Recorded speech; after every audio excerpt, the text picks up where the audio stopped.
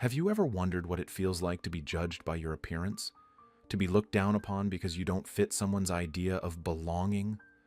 Well, that's exactly what happened to Martha Williams one snowy evening in Chicago. At 68, Martha was everything you'd expect from a kind-hearted grandmother. Silver hair styled in a simple bob, comfortable shoes, and a well-worn suitcase that had seen better days. After 45 years of hard work, she'd learned that true worth wasn't about designer labels or fancy appearances. All she wanted that evening was a warm room at the Grand Plaza Hotel to escape the heavy snowfall. The same hotel where she'd started her journey decades ago, though nobody needed to know that. She'd worked her way up from nothing, but preferred to keep that story to herself.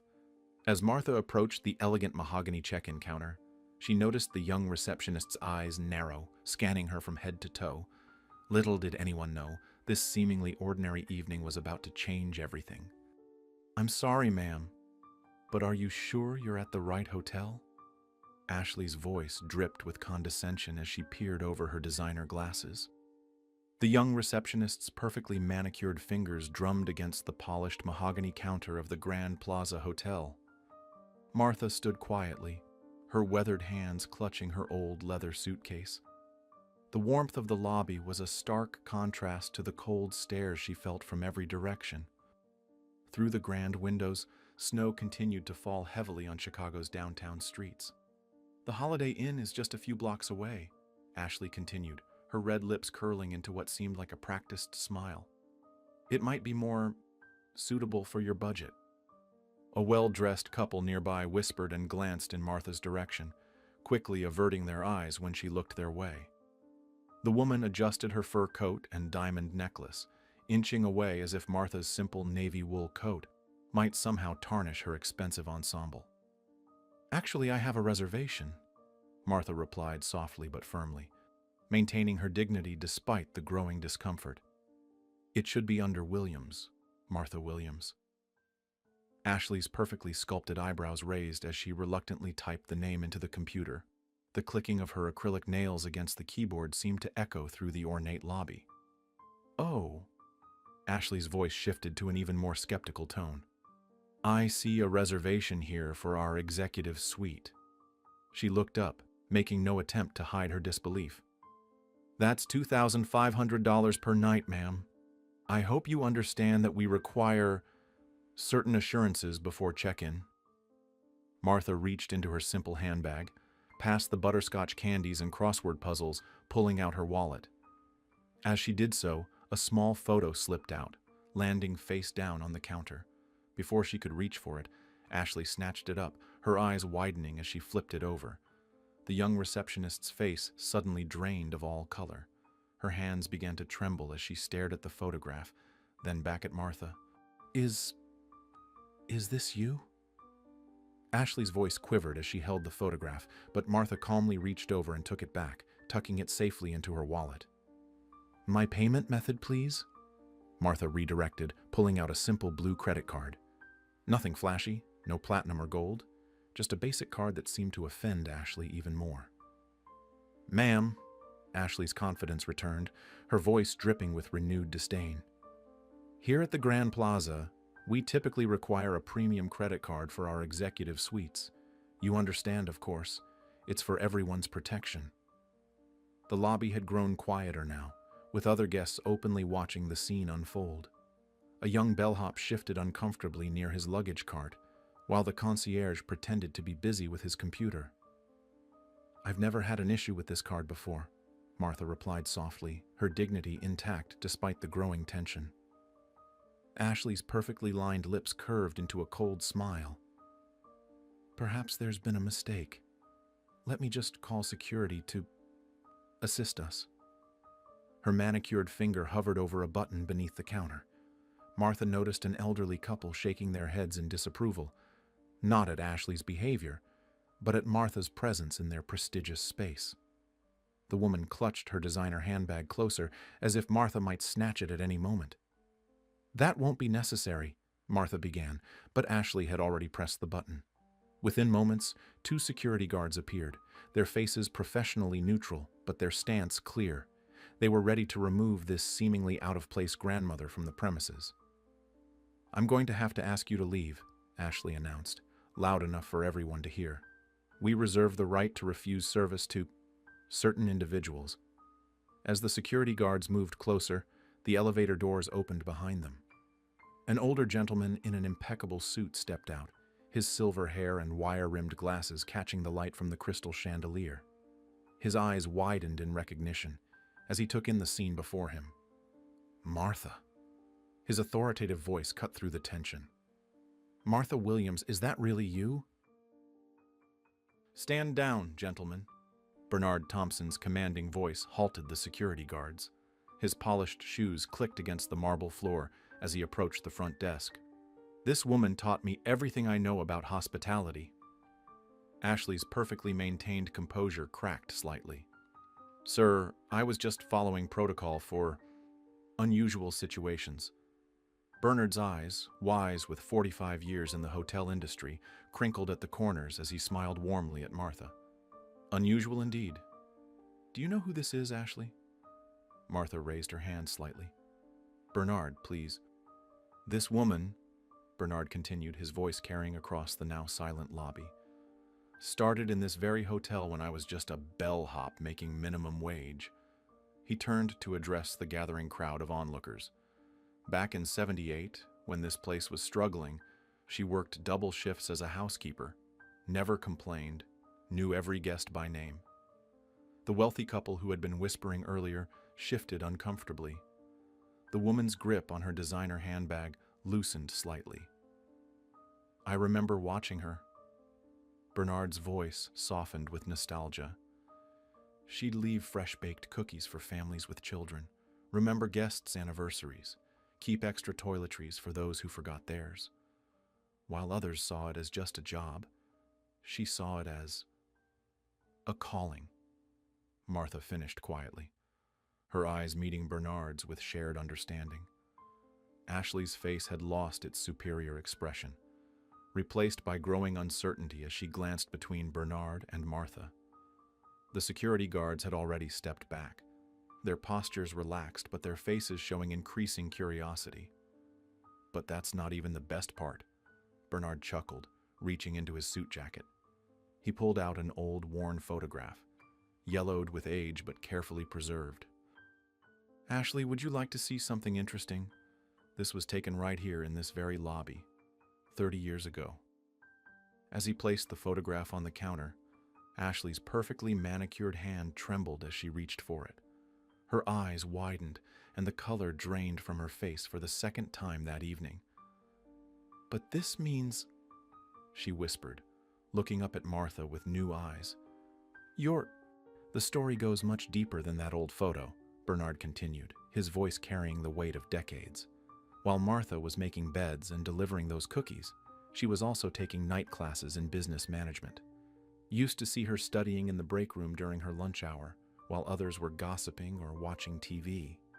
The lobby had transformed into an impromptu gathering, with guests and staff alike drawn into the unfolding story. Even the elderly couple who had sneered earlier were now listening intently, their judgment replaced by growing curiosity. By 85, she had worked her way up to management. Bernard's eyes twinkled. But that wasn't enough. Martha had a vision for what hotels could be. Not just luxury stays, but places where every guest felt truly valued, regardless of what they were wearing or which credit card they carried. Martha stood quietly, her simple pearl earrings catching the chandelier's light, the same pearls she'd bought with her first bonus as a manager. When this place went up for sale in '90, everyone thought some big corporation would buy it, Bernard continued. Instead, this remarkable woman mortgaged everything she owned, took the biggest risk of her life. The banks laughed at first. A former housekeeper wanting to buy a luxury hotel. Ashley's hands trembled as she still held the old photograph, her earlier condescension replaced by a dawning realization. But Martha didn't just buy this hotel. Bernard's voice lowered, building suspense.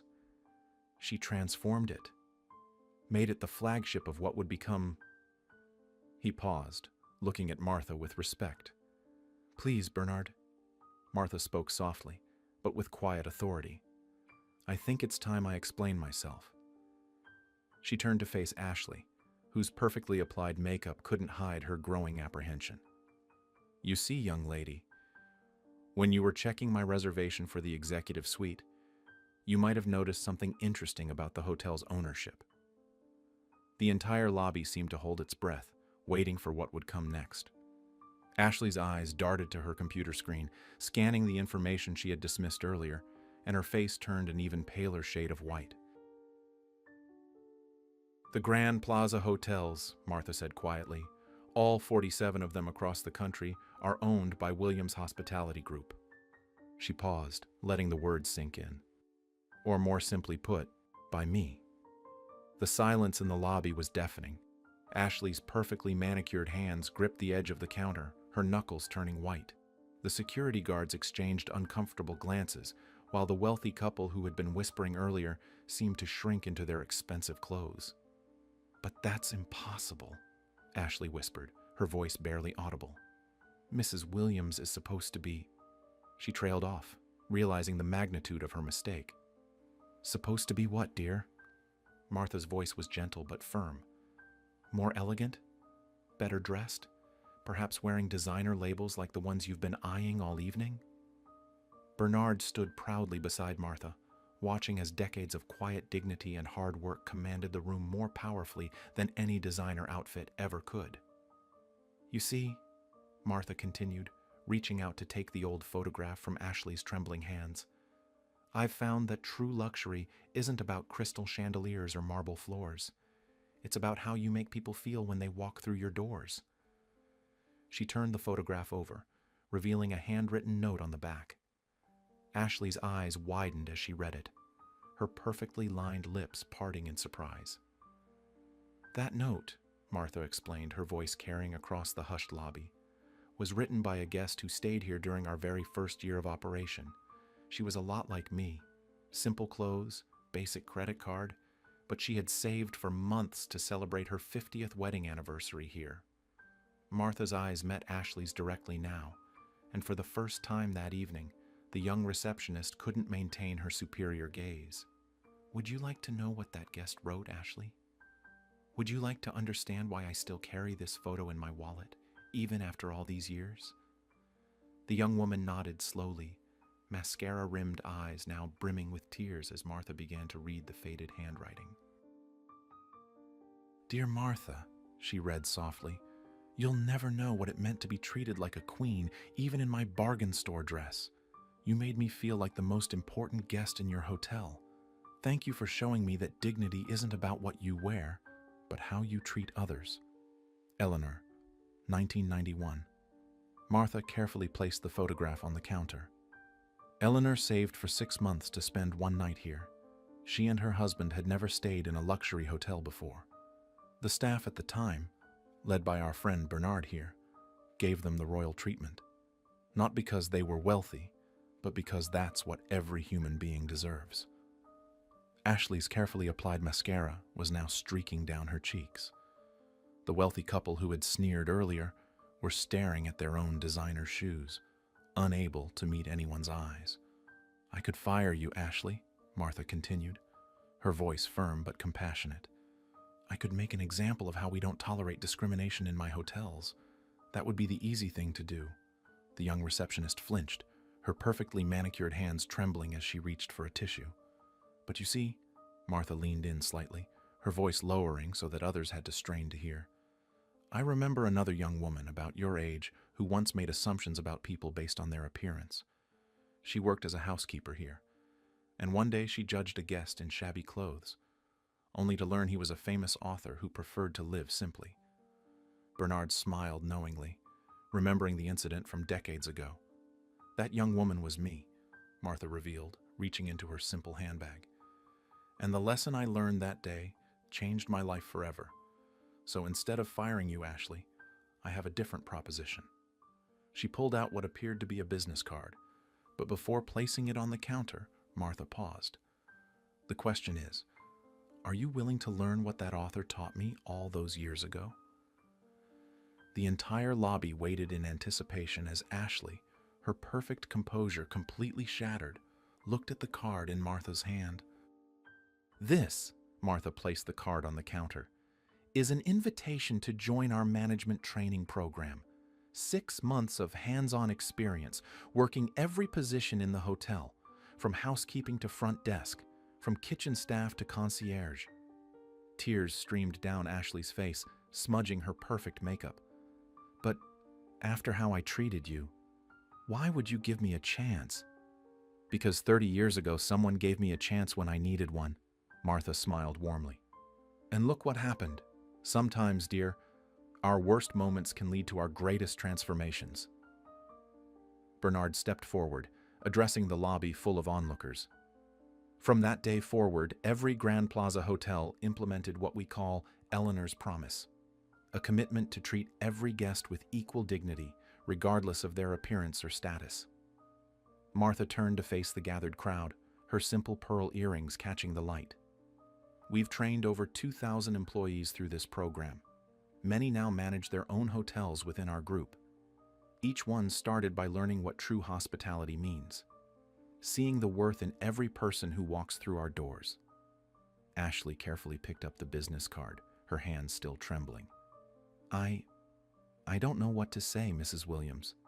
"Say you'll learn," Martha replied gently. "Say you'll understand that these," she gestured to Ashley's designer glasses and expensive manicure, "don't define your worth any more than my comfortable shoes and old suitcase define mine."